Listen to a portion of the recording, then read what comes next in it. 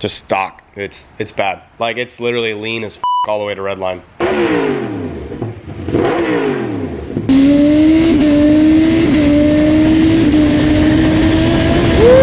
This sounds ridiculous! What's up, guys? Welcome back to the channel. My name is Eric. I'm the tuner here at Proven Power Cycles, and this is a 2022 MT-10. The 2022 MT-10 SP, all right? It's basically the same thing as the regular one. There are a few differences. I don't know the differences between the regular MT-10 and the MT-10 SP, but all in all, they're very similar, same motors. It's gonna be, as far as tuning goes, it's all gonna be the same. With that being said, we figured we'd do a video on this. This is a fairly new bike. We haven't seen a lot. They're starting to get a little bit more popular, and also the dealerships are starting to get their hands on them. So we're starting to see them more and more. So I figured it'd be a good idea to go ahead and just do a video on it. So this bike doesn't have a whole lot done to it. It does have a 3/4 system though, with a cat delete. It is an AR Racing 3/4 system, and the cat is deleted. That is the biggie. Whenever you want to do any kind of dyno tuning, that's usually what I always highly recommend to customers, just so we can actually get a good amount out of the bike. All right, the cat restricts a lot, so with the cat deleted, we can actually pull quite a bit of power out of the bike, and at least free air flowing. Now, if you want to add an air filter or, you know, chain and sprocket kit, these things after the fact, that's fine. You will pick up a little bit more power, usually just a couple of horsepower. So, you know, I would say between probably 2 to 4 horsepower on the chain and sprocket kit and the air filter combined. Just depends on, again, kind of what combos you guys are running. So beautiful bike, honestly. Yamaha, their color and everything, their paint, they do it right. The really pretty colors. Really digging the looks on these new bikes. Got the Öhlins front and the Öhlins rear shocks. Very good setup, just like true Yamaha fashion. So what we're gonna do, we just got the bike all warmed up. We're gonna do some baseline runs real quick and see what this thing is pushing out on the baseline, and then just like in our true fashion, we're gonna do the full mapping, ECU flashing and dyno tuning, take out all the emission sensors, delete all of them out, free up the throttle plates and all that jazz, the usual stuff that you guys are hearing. We're gonna go ahead and do it, and then we're gonna smooth out the throttle and see what kind of power this thing is gonna produce. So let me go ahead and jump on it while it's warmed up and do some runs.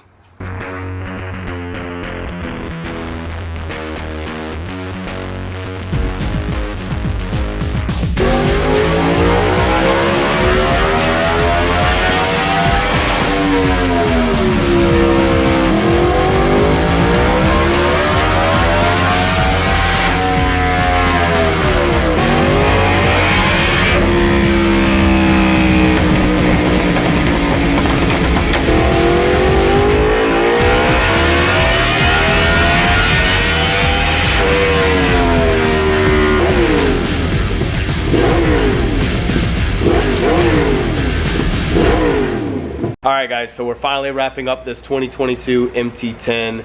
This thing has been a fun challenge, but a challenge nonetheless.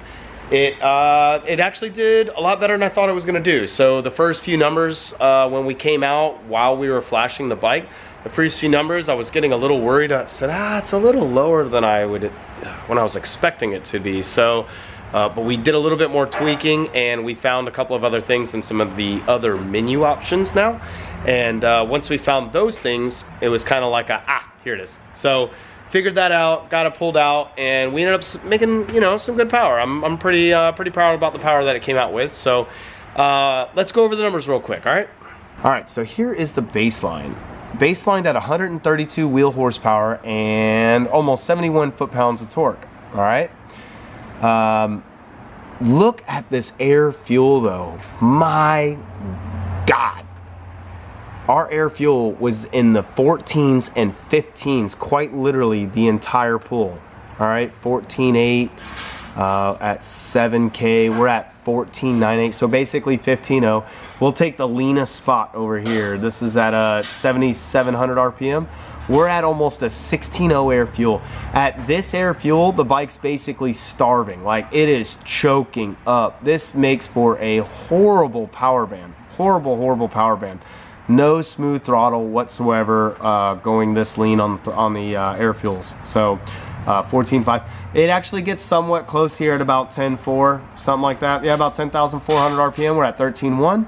And you know, and then again, it kind of levels off here at the peak, but not a lot of room for actual safe and decent AFRs. Also notice, guys, at this exact point, right around here at 10,300 RPM, notice that our power band actually comes down. All right, and let me move the screen over here so it's easier to see. Notice how our power band is actually going down. Well, the reason being is that's where they're shutting the throttle plates down in the ECU. So you really don't get 100% throttle. I think you get 100% throttle like right here, and then it dies off and pulls it back out to like, I think it's like 60 something, 80 something percent. Regardless, it pulls out a lot of throttle. So just putting that throttle in is going to help pull this top end up, let alone all the other things that goes on with it. So now down here, obviously this whole power band is going to increase just because the air fuel is so bad. The throttle is obviously, again, restricted. It's pulled out. There's timing issues. There's all kinds of stuff in there that we rectify. So needless to say, once you kind of get all the balancing out, you know, once you get it all smoothed out, this is what we ended up with right here. So here is the final. So as you can see, we had a monumental jump in power over the baseline. You know, we have gains of 13 wheel horsepower at 8,000 RPM, which, you know, we're around 100 horsepower or so. So that's about 13% gain, which is going to be astronomical. Normally, if you're feeling around 6% on your rate of change, 6% gains, on your butt dyno, you're going to feel that, okay?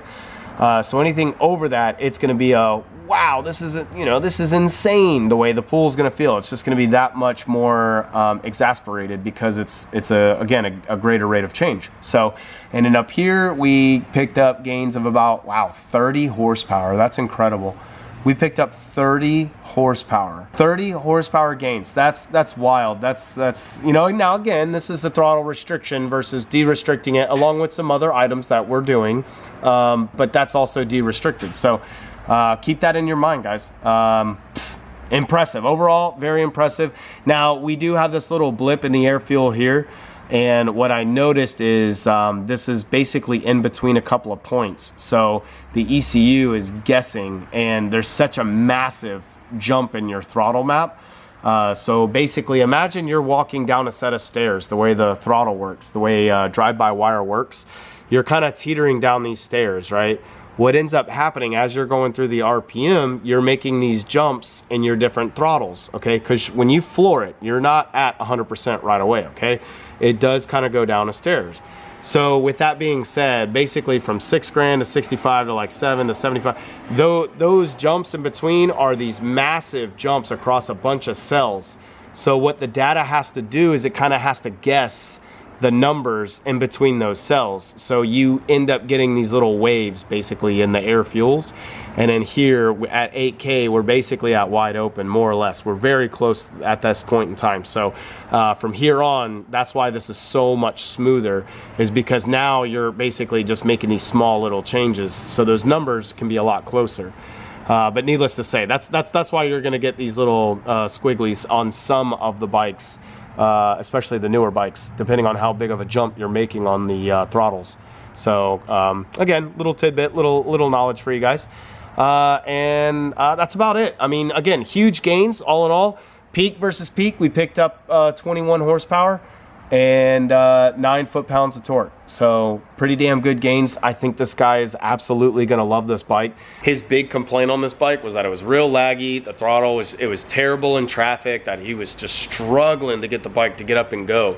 You know, you're on a 1000cc bike.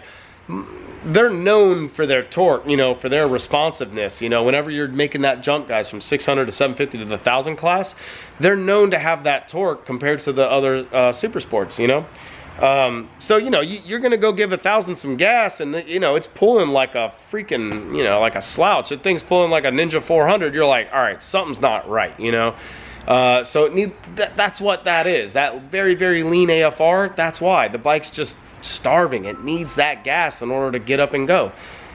So, you know, again, once we fix all that, this bike is going to be streamlined little rocket ship. So he's gonna love this bike. I guarantee he's gonna love it. The power band's gonna be nice and crisp, very smooth on throttle response. It's gonna be awesome.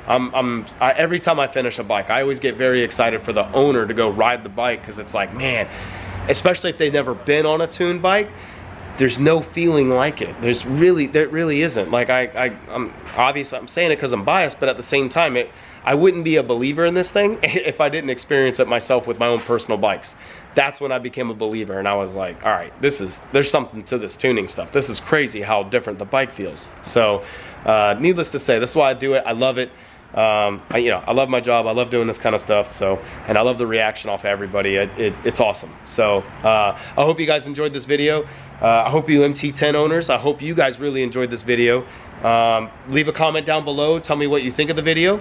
Again, there's still more mods to do to this bike. Don't forget that. Okay, we're at 153, and all he really has is just the exhaust, and it's a 3/4 system, not even a full system. It's a 3/4. There's no chain and sprocket on this. To my knowledge, there's a stock air filter in there. So again, there's still some things to be done to this bike. So for you MT-10 guys, tell me what you think. Drop a comment down below. Let me know if you've had your bike flash, what you think of your flash. Tell me your experiences with your flash and everything. Yeah, and thank you guys for the support. Please leave a like and subscribe if you can. That would mean the world to us. And yeah, be safe. We'll see you on another episode.